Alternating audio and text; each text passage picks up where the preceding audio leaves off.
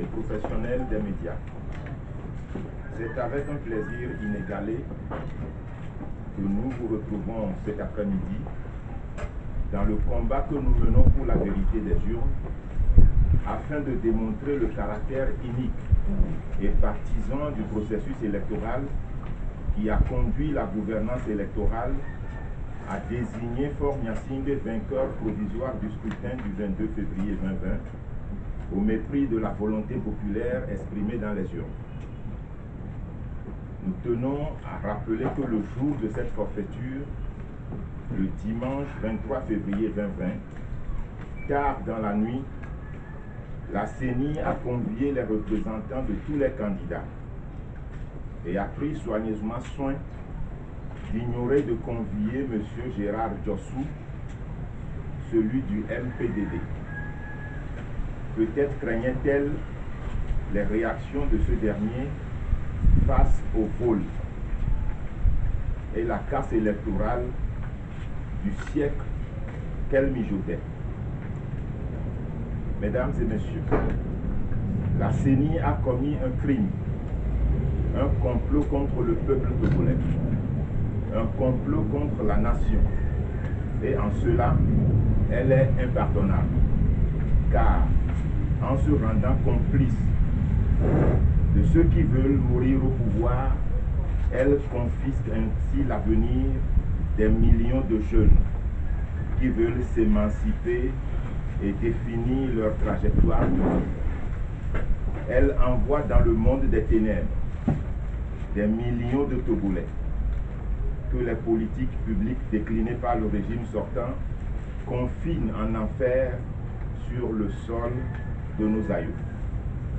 Il est démontré que dans la panoplie d'outils de fraude utilisés pour parvenir à des faux résultats de 72,36%, on observe le vote multiple, le bourrage dur, de faux en écriture publique, des voies de fait exercées sur les délégués des candidats de l'opposition et leur expulsion des bureaux de vote, le recours immodéré aux moyens de l'État, les intimidations, sans oublier la débauche financière et matérielle qui ont marqué la campagne de Faure Gnassingbé.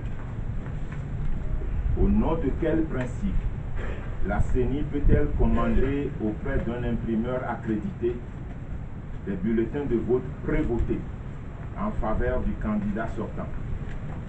Les images circulent sur le net et nous ne vous ferons pas offense de vouloir vous les présenter.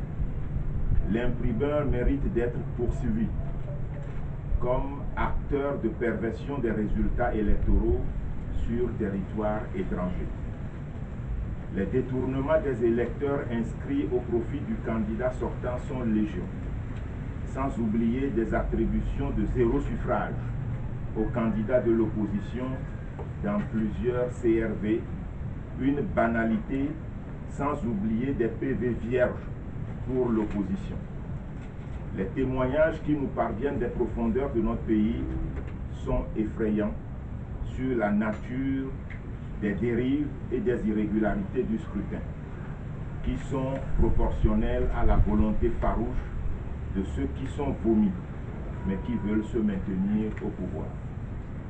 Quel idéal de civisme porte ce régime pour l'avenir de la nation, des jeunes, corruption des jeunes, des chefs de village, des cadres d'administration pour pervertir le jeu d'une compétition saine.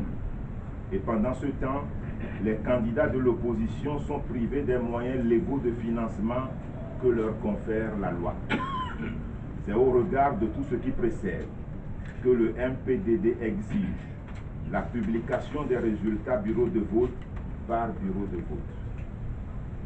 Nous lançons un appel pressant à la communauté internationale, notamment à la France, l'Allemagne, l'Union européenne, les Nations unies et le Vatican, afin qu'elles reconnaissent la victoire du candidat de la coalition de Monseigneur Philippe Fano-Cocodro, qui a largement gagné le scrutin du 22 février 2020. Nous remercions les États-Unis d'Amérique, le Parti national panafricain PNP et les nombreux partis politiques dont l'ANC, l'ADI, le PSR, qui ont salué la performance du MPDD.